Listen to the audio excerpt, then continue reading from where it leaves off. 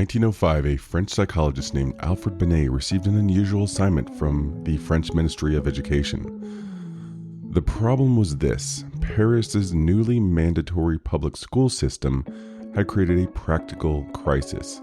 Schools were filled with children who were struggling, and teachers who had no systemic way of identifying which children needed additional support and what kind of support they needed. Decisions about placement were being made on the basis of teachers' impressions, social class, and guesswork. Children who needed help were being missed. Children who needed different kinds of help were being lumped together. The system was failing the students it was designed to serve. Binet was asked to develop something better, a systematic way to standardize ways of measuring the children's cognitive abilities, not their character, not their family background, not their teachers' impressions of them, but their actual current level of intellectual functioning.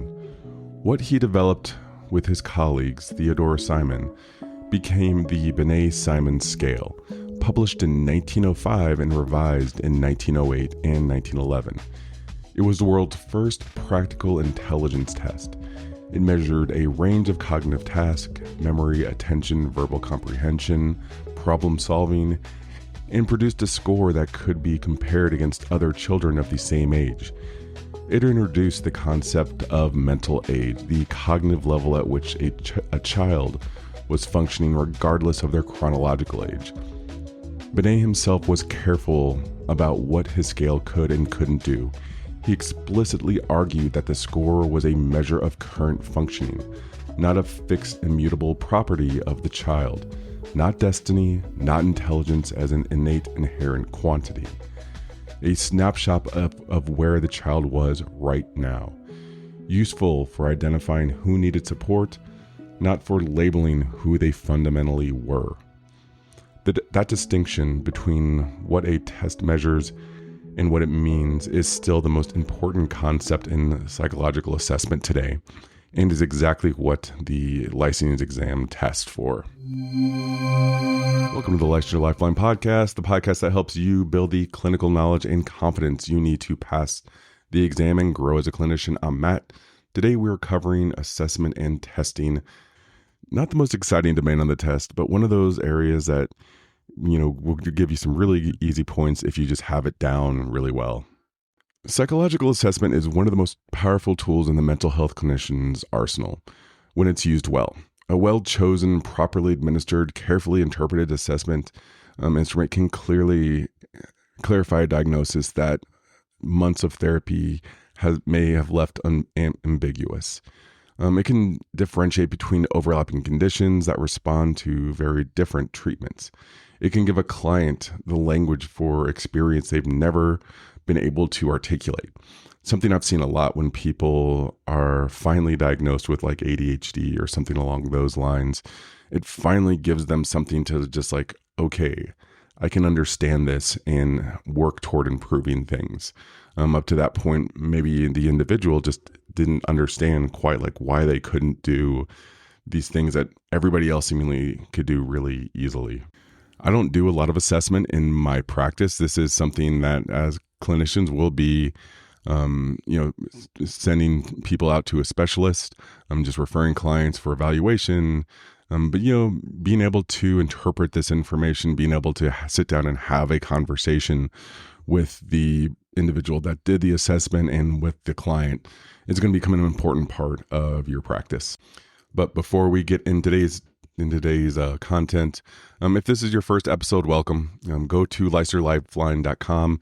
Make sure you download the free study map PDF. It's a complete 12-domain NCE prep guide. That's free. And it also gets you into the Licensure Lifeline newsletter. Each week, this is another free resource for you where I do a bit more of a deep dive on the topic of the episode of this week. So it's just another way, another layer for you to really get this information just down. Third, we have the Licensure Lifeline Circle Group up and going. This is a group where you can get in with other clinicians that are studying for the test, get some support, talk to people, air your grievances about the studying and the test. It's another thing that I'm putting together.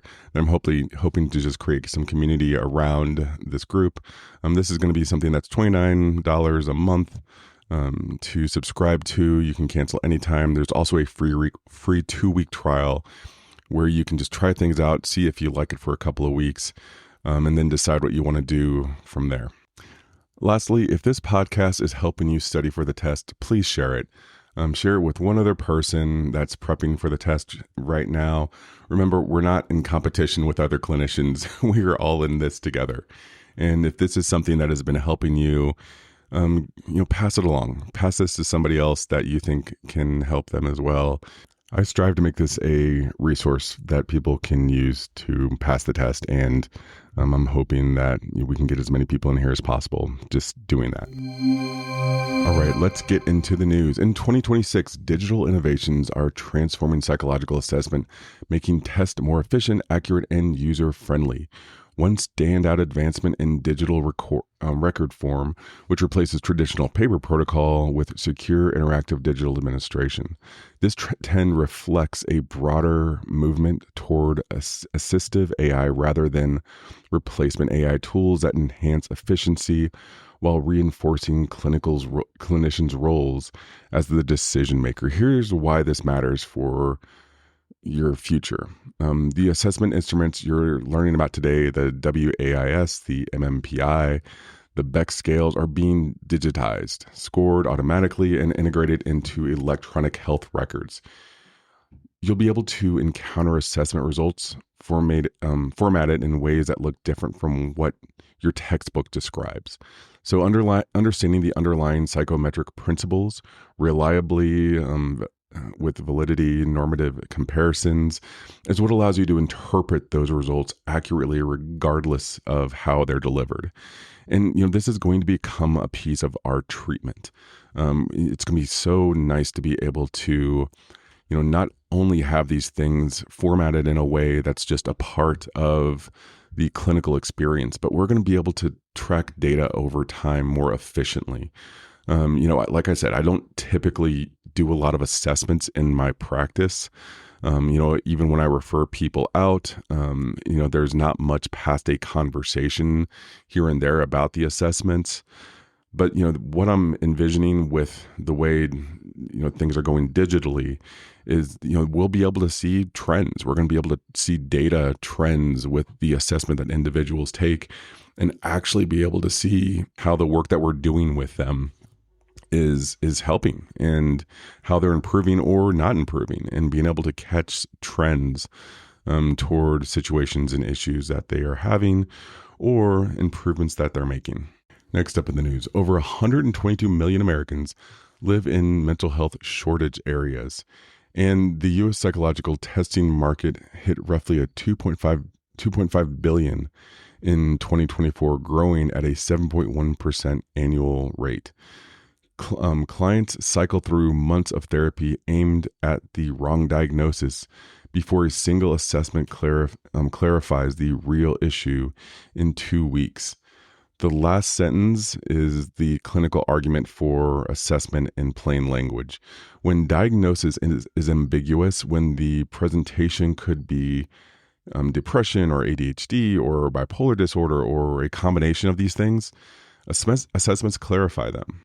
It was a couple of episodes ago where I think we talked about bipolar 2 diagnoses and how oftentimes it can go months and months and months, sometimes even years before it's properly diagnosed. Like, that's the kind of stuff that we're talking about improving with assessments, especially assessments in formats that we can actually use in our daily/weekly work that we do with individuals, where we can start to see trends and we can start to see data that actually speaks to this individual experience.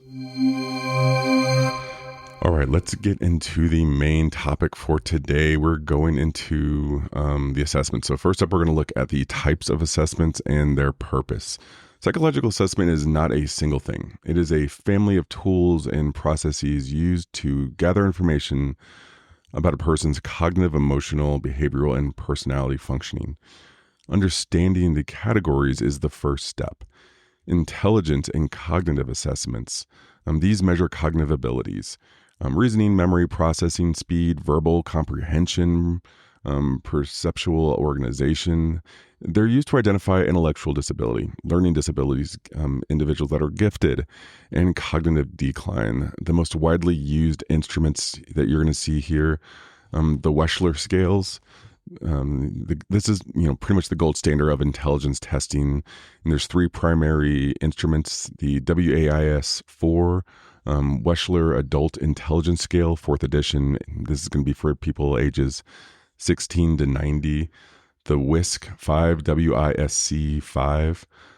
This is the Wechsler Intelligence Scale for Children, 5th edition. This is going to be for children ages 6 to 16. And then you have the WIPSI, WPPSI 4. This is Wechsler's Preschool and Primary Scale of Intelligence, 4th edition. This is going to be for ages 2.5 to 7.7. I love how specific they get there. The Wechsler scales produce a full-scale IQ score and index scores across 4 domains: verbal comprehension, perceptual reasoning, working memory, processing speed. Know these 4 index scores. They are directly testable. It's something that, with all these intelligence scales, something that I said at the beginning of this episode, it is a snapshot of where this individual is right now. This isn't necessarily a judgment. It isn't speaking to who this person is. It's just speaking to how they do on these assessments. So, it's really important to keep that view in mind. There's so many different factors that can be at play here that is going to impact the ability of an individual to score highly on these assessments. But the Stanford Binet Intelligence Scale, the direct descendant of the Binet original scale, is currently in its 5th edition and measures 5 factors: fluid reasoning, knowledge, quantitative reasoning, visual spatial processing, and working memory. Next up, we have achievement testing. And this measures academic skills, reading, mathematics, writing, relative to what is expected for a person's age and grade level. And this is used with learning disability evaluation. The Woodcock-Johnson test of achievement is most widely used. Achievement testing is compared against cognitive testing to identify significant discrepancies that include learning disabilities. Then we also have the personality and behavioral assessments. And these are going to measure personality traits, emotional functioning, psychopathology, behavioral patterns, 2 broad approaches. So, you're seeing kids get this testing done when they have significant behavioral issues in school and at home. But there's a couple broad approaches to, how this testing goes. First, you have objective measures. This is going to be standardized self-report instruments with established norms. The most significant test, or the most frequently seen testing assessments you're going to see here, are the MMPI-3, Minnesota Multiphasic Personality Inventory, 3rd edition. The most widely used personality assessment instrument in clinical and forensic settings.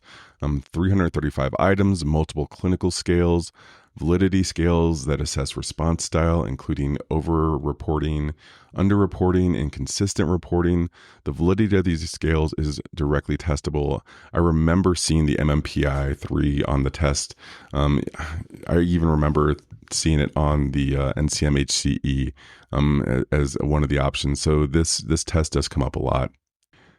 Next, we have the PAI, the Personality Assessment Inventory, also very widely used, alternative to the MMPI. This one has 344 items. Finally, in this category, you're also going to have the Beck scales, the Beck Depression Inventory, BDI, another one that you see a lot on the test. Beck Anxiety Inventory are brief, widely used screening instruments for depression and anxiety severity. Next, you have the projective measures. So we had those are the ones I just gave are the objective. These are the projective measures. Present ambiguous stimuli and ask the person to respond. Responses are interpreted as revealing underlying psychological processes. So under this category are, some of the favorites, some of the ones that are very much so seen in like pop culture around what it means to have psychological testing. So first up in this category is the Rorschach ink blot test. It's one of the most widely well-known projective measures. Research on reliability and validity on these has historically been mixed. The Exner comprehensive system improved standardization significantly with this one. I've always taken Rorschach ink blot testing as kind of an interesting thing, an interesting assessment to kind of give you some information. It is that validity and reliability, it can be kind of a mixed thing.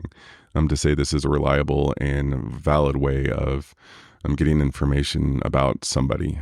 So I've always taken it kind of as interesting information, not so much something that is, that wouldn't require more assessments in other areas to really try to hone in on what's going on with an individual. Under this category, you also have the thematic apperception test, the TAT. This presents ambiguous pictures and asks the person to tell a story about each one. Again, one of those really interesting assessments to kind of tell, again, a little bit of a story around an individual or to see how they're interpreting stories, which, it's one of my jams. You also have neuropsychological assessments, evaluates brain behavior relationships, cognitive functioning in context of neurological conditions, brain injury, dementia, developmental disorders, highly specialized, administered and interpreted by neuropsychologists. So you have like the Halstead written neuropsychological battery and the Loria, Nebraska neuropsychological battery are all the most widely used incomprehensive neuropsychological batteries. I actually work with some neurologists. I see more neurological assessments than I see any of the other ones, just because of what I see with the people that I work with. I do work with a lot of traumatic brain injury and things like that. Not so much dementia, but I do work with just a lot of neurological conditions. So in my day-to-day practice, I tend to see a lot more of these neurological assessments more than anything else. So now we're going to go into the next domain under this assessment category. So these are standardization, norms, and score interpretations. Every psychological assessment instrument produces scores, and those scores are only meaningful when interpreted against a normative framework. This is one of the most testable concepts in the assessment domain. Standardization refers to the process of developing uniform administration and scoring processes so that the scores from different administration and different administrators are comparable. A test is standardized when every person who takes it under standard conditions receives about the same instructions, time limits, and scoring criteria. Normative comparison is the process of interpreting a person's score by comparing it to a reference group, typically a large representative sample of the population. That is what allows raw scores to become meaningful. So most psychological tests are designed so that scores follow a normal distribution, the bell curve. In a normal distribution means a set is set at a specific value and scores are expressed as a deviation from that mean. So IQ scores, mean equals 100, standards deviation equals 15. T-score mean equals 50, standard deviation equals 10. Z-scores mean 0, standard deviation equals 1. So the exam concept here, a full scale IQ of 70 is 2 standard deviations below the mean, 100 to 15 minus 15 equals 70. This is the traditional threshold associated with intellectual disability, though DSM-5 emphasizes the adaptive functioning along IQ in making this diagnosis. Know where the 2 standard deviation threshold falls for each score type. Standard error of measurement, SEM, no test score is perfectly precise. The SEM quantifies the degree of measurement error in a test, the range which a person's true score likely falls. A clinician who reports a score without acknowledging the SEM is overstating the precision of the measurement. This is also a very testable ethical and clinical concept that you need to know. All right, moving right along, people. And again, I'm sorry that this this stuff is a little dry. These concepts they come up a decent amount on the test, and we need to know them. We need to be able to understand interpretations around them. Like I said before, I do see these becoming more of a part of our work in the future as AI, and we see more data coming out. I think it's going to be easier to administer these testings and these assessments, and easier to integrate them into our work. Next domain, intellectual disability and learning disabilities. These are the two most common diagnostic applications of cognitive achievement assessment, and among the most tested assessment concepts in the license exam. So first up, intellectual disability. DSM-5 defines intellectual disability across three criteria. Criteria A, deficits in intellectual functionings, reasoning, problem solving, planning, abstract thinking, judgment, academic learning, and learning from experience, confirmed by both clinical assessment and individualized standard intellectual testing.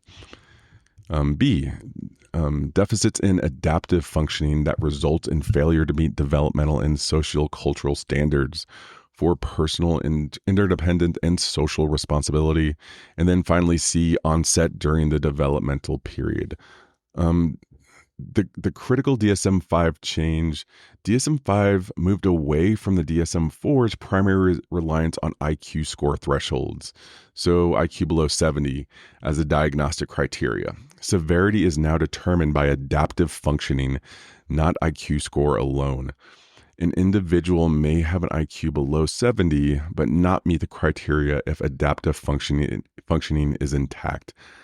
And the individual may meet criteria even with higher IQ if adaptive functioning is significantly impaired.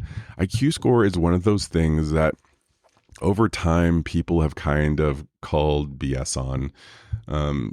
Again, it gives us a nice interpretation, or I shouldn't say nice, an interesting interpretation of somebody's IQ, but the fact that the DSM-5 moved away from this and really started just to look at adaptive functioning of the individual, I think was an absolute score for just people, for humans.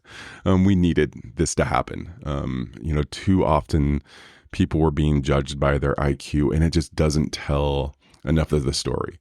I mean, you see people that are book smart, but you put them out on a street and they have a hard time navigating back to their place. I don't know. I'm thinking of living in Chicago. And you do. I mean, street smarts versus book smarts is a thing. So people could score really, really well on an IQ test, potentially with pretty high book smarts, but put them in social situations, put them in situations where, I don't know, they have good directional capabilities, and they just kind of mess up. So going to a place where it looks at just adaptive functioning of the individual takes more of these things into account, takes the full picture of the person into account. All right, next up we have specific learning disorders. DSM-5 consolidates in the previous reading disorder, mathematics disorder, and disorders of written expression into a single diagnosis: specific learning disorder, with specifiers for the affected academic domain. The traditional discrepancy model, a significant discrepancy between IQ achievement scores, was the primary diagnostic approach under the DSM-4. DSM-5 does not require this discrepancy, instead emphasizing persistent learning difficulties that do not respond to intervention. So specifiers here are with impairment in reading, including dyslexia, with impairment in written expression, with impairment in mathematics, including dyscalculia, which is like dyslexia, right? But with math, if you've never heard that one before. Now we're going to go into the last domain, domain 4, assessment, ethics, and clinical application. Assessment raises specific ethical issues that are directly testable on the license exam. So competence clinicians should only administer interpret instruments they are trained to use. Psychological testing, particularly intelligence testing and neuropsychological assessment, requires specific training and supervised experience. This is the ethical boundary, not merely a best practice. Informed consent. Clients must be informed about the purpose of the assessment, who will have access to the results, and how the results will be used. This is particularly important in forensic and third-party assessment context. Cultural considerations. Standardized tests are not normed on specific population. Test results for individuals whose backgrounds differ significantly from the normative sample must be interpreted with caution. Language, acculturation, and educational backgrounds all affect test performance in ways that may not reflect underlying ability. The clinician's ethical obligations is to acknowledge these limitations in any interpretation and report. This one in particular, I remember in grad school, we were talking about the cultural considerations for assessments. And something came up, I think it was like on one of the older IQ tests that they used to give. And it was something like, so-and-so has a horse on, their ranch. And every so often, the horse needs to be taken to market for, I don't know, whatever people do with horses in market. And, it became really clear that, and that's just an example that wasn't exactly what was on there. I'm trying to make a point here just around, if you've never owned a horse and you've never had to take it to market, how are you supposed to even conceive of the question and answer that is being given here? And that's something that they used to see a lot of the times with these older assessments, is they were cultured to individuals from a very specific group of people. A lot of the times it was kind of white college age individuals that just had very different experiences from, let's say, black or brown individuals that just didn't have the same upbringing. So you saw a lot of these assessments and testing showing this, people that had deficiencies in areas that they just didn't know anything about because they weren't exposed to them ever. So, a lot of labeling was done early on in these communities just because of the different norms that were set for these tests. All right. Something else that we're going to be seeing a lot of coming up is test security. Standardized test materials must be protected from public disclosure. Exposure of test items compromises the validity of the test for everyone. This is an ethical obligation that applies to clinicians who administer tests. The reason I think this is going to be something that's going to be coming up a lot is just as things like decentralization of healthcare and healthcare information becomes a thing. I think we're going to be seeing more questions and more scrutiny around the test security of assessments, security of information. So, something else to be kind of looking for. Lastly, communicating results. Assessment reports must be written in a language accessible to the person receiving them. Clinicians who communicate results have an obligation to explain what the score means and what they don't mean, including the limits of the assessment and standard error of measurements. Basically, you need to be able to talk about these things in a way that really speaks to the person that's in front of you. Interpreting an assessment for an 18-year-old versus a 38-year-old, you're going to use different language. That's all this is saying. And you need to use different language with, keeping the heart of what the assessment says and doesn't say in mind. How can you speak to this individual in a way that they actually get what is going on here? Okay, let's get into a little clinical reality plus some strategy. So here's what the assessment looks like in a clinical room. A client you've been seeing for 4 months presents with what appears to be treatment-resistant depression. He has tried 2 antidepressants without meaningful response. He describes long-standing difficulty with sustained attention, completing tasks, and organizing his daily life. Symptoms he has always attributed to laziness or poor character.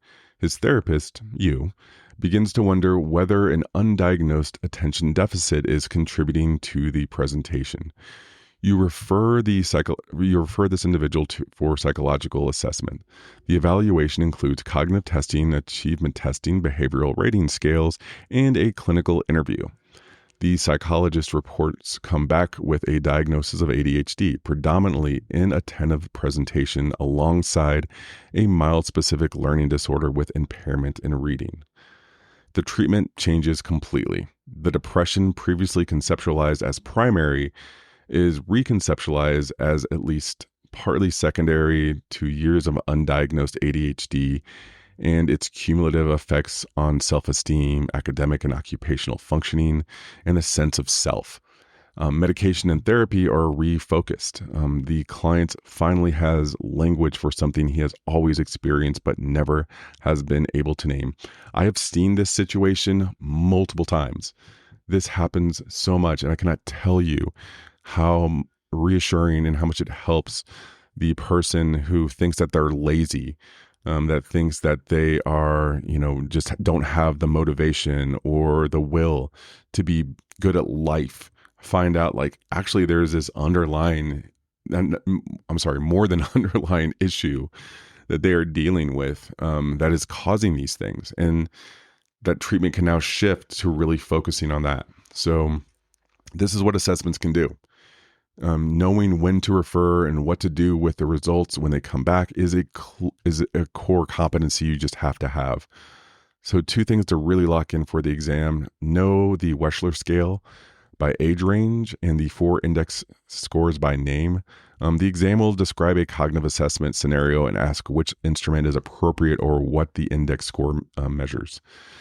2, know the DSM-5 shift in intellectual disability diagnosis. IQ scores alone is no longer sufficient. Adaptive functioning determines severity.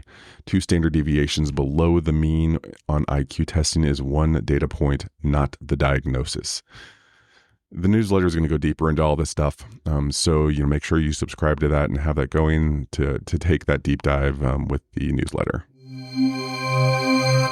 All right, let's get into some multiple choice questions. Question number 1. A psychologist is conducting a comprehensive psychological evaluation for a 35-year-old adult who has been referred for assessment of possible learning difficulties. The psychologist administers an intelligence test and finds the client's full-scale IQ score is 95. The client's reading achievement score falls at the 18th percentile for adults his age. He reports that he has struggled with reading his entire life, and that reading-related tasks at work take him significantly longer than his colleagues. According to the DSM-5, which of the following most accurately describes the appropriate diagnostic approach? Is it A, no learning disorder can be diagnosed because the client's IQ is average range and does not show significant discrepancies with achievement scores? B, the client should be diagnosed with intellectual disability. The reading scores below the 25th percentile indicates global cognitive impairment. C, the DSM-5's approach to specific learning disorder does not require an IQ achievement discrepancy. Persistent learning difficulties that do not respond to intervention and cause functional impairment are at the core criteria. Or D, the client's difficulties are best explained by anxiety. A formal learning disorder diagnosis requires IQ below 85. What's the answer going to be? Answer is C. DSM-5 moved away from the discrepancy model that dominated the DSM-4, the requirement of a significant gap between IQ and achievement scores. Specific learning disorder is now diagnosed based on persistent learning difficulties that do not respond adequately to intervention confirmed by clinical history, school records, and current assessment. All right. Memory strategy for this. DSM-5 equals no discrepancy required for specific learning disorder. Persistent difficulty plus inadequate response to intervention plus functional impairment equals the diagnostic core. Average IQ does not rule it out. Question number 2. A clinician administers the WAIS 4 To a 42-year-old client as part of a comprehensive evaluation, the client obtains a full-scale IQ score of 68. The clinician is considering a diagnosis of intellectual disability. According to the DSM-5, which of the following additional information is most critical before making this diagnosis? Is it A, whether the client's parents have a history of intellectual disability, genetic factors are required for diagnosis? B, a comprehensive assessment of the client's adaptive functioning across conceptual, social, and practical domains. DSM-5 requires adaptive functioning deficits, not just an IQ score below 70. C, neuroimaging study to identify underlying neurological causes of a low IQ score. Or D, whether the client has ever been diagnosed with a learning disorder in childhood prior diagnosis is required. Answer is going to be B. DSM-5 explicitly requires deficits in adaptive functioning, not just IQ scores. That adaptive functioning piece is going to be big. You got to keep that one in mind.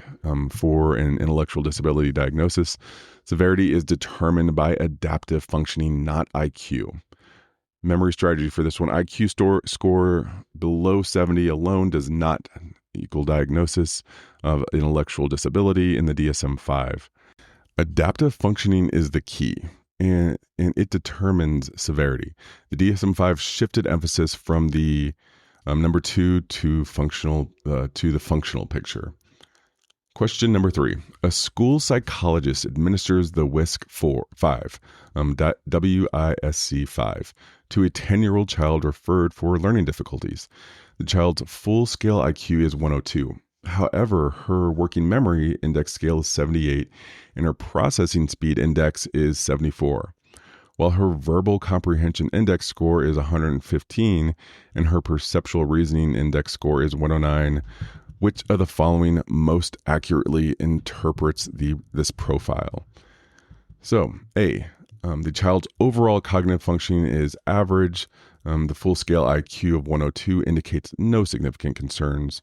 B, the full-scale IQ score is misleading. In this case, the significant scatter score index score suggests the FSIQ does not accurately represent the child's cognitive profile, and the low working memory and processing speed scores may contribute to her learning difficulties.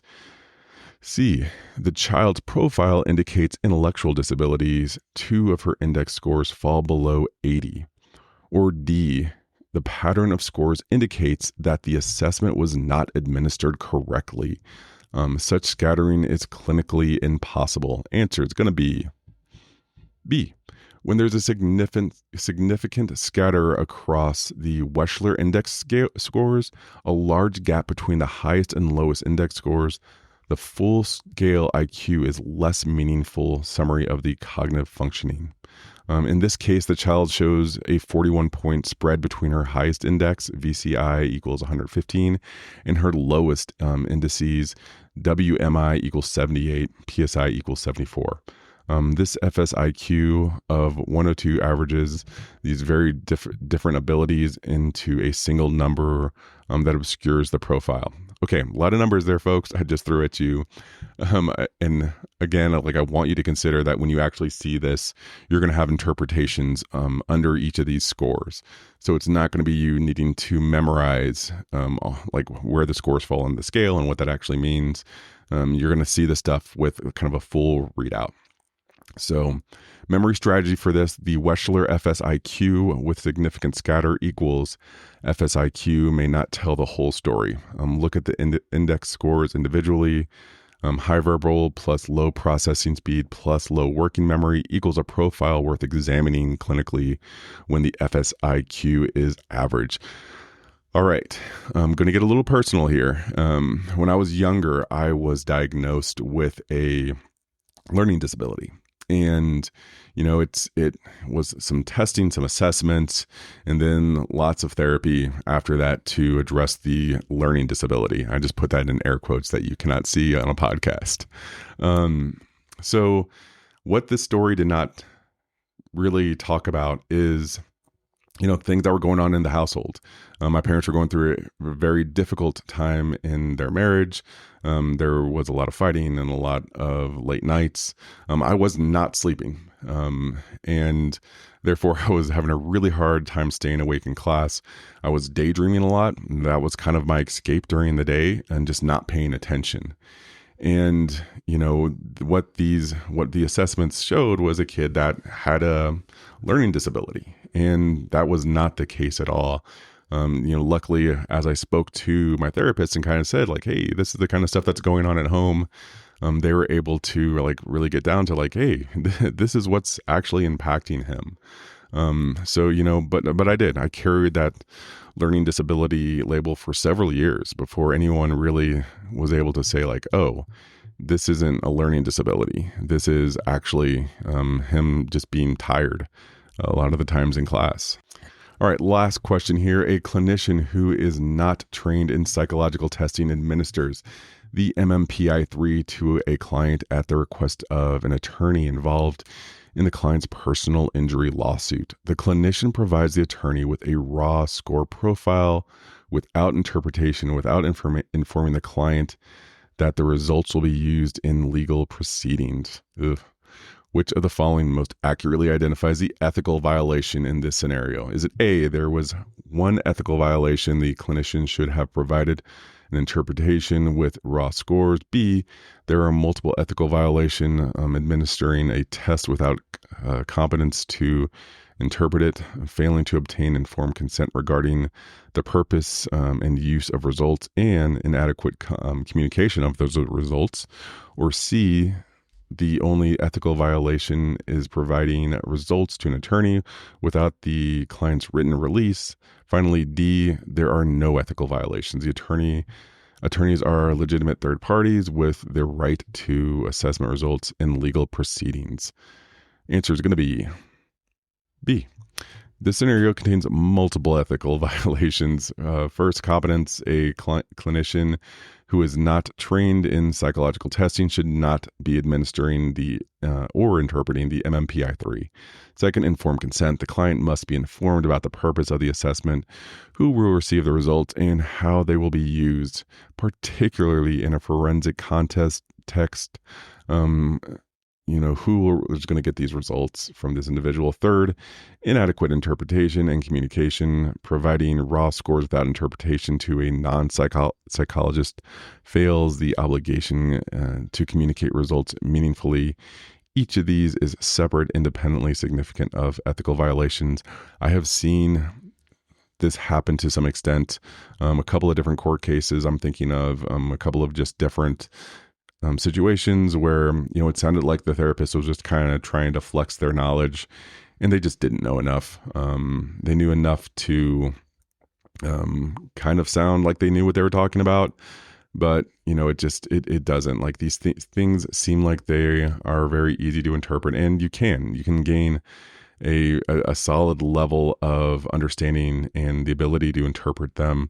But you do, like, if this is something that you want to be a part of your practice, like, you really need to take the time to get this stuff down and figure out how to best interpret and talk to individuals about this. All right. Thanks for hanging with me through those assessments. Again, like, I'm sorry that these last couple of podcasts have been a little on the dry side. We'll get back into some modalities and things like that in the coming episodes. For this episode, know the Wechsler scale by age range and the 4 indices scores by name. The WAIS-4 for adults equals 16 adults 16 to 90. The WISC-5, WISC-5 for children 6 to 16. WIPSI, WPPSI-4 for preschool. That's 2.5 to 7.7. That's that one that's really specific, 7.7 years old. The 4 index scores: verbal comprehension, perceptual reasoning, working memory, processing speed. 2, DSM-5 changed intellectual disability diagnosis. IQ scores alone is no longer sufficient. I think I've beaten this dead horse several times. The IQ score is no longer efficient. Adaptive functioning determines severity. 2 standard deviations below the mean on the IQ testing is 1 data point, not the diagnosis. And specific learning disorders no longer require an IQ achievement discrepancy. Lastly, assessment ethics. Come on, competence to administer these tests, informed consent about purpose and use, cultural considerations and interpretations, acknowledging the SEM and limits. It's not enough just to know how to use these tests. We have to take these things into consideration when we're administering them, or interpreting them, and talking to our clients about them. Especially in forensic contests, clients must understand who the primary people are that are going to be receiving this information. The newsletter this week goes deeper into all of this stuff. If you have not subscribed yet, go take a look. You can go straight to the website, licensurelifeline.com, and get the newsletter there. You'll also get the roadmap for setting if you don't have that already. If you ever have any questions about the podcast, the circle group, any of that stuff, you can always reach out to me at the licensurelifeline@gmail.com. I love hearing from people. I love the notes that I get about the podcast. Again, like I really enjoy helping people with this process. So if you ever have any questions, comments, want me to do an episode on this specific thing, want to be on the episode, I do want to start doing more interviews. I haven't done any this year. So that is a thing. Reach out, licensurelifeline@gmail.com. Please share this episode with anybody that you feel can benefit from this. I cannot say that enough. The more this gets out, the better it gets, and the more people become clinicians, and we need clinicians.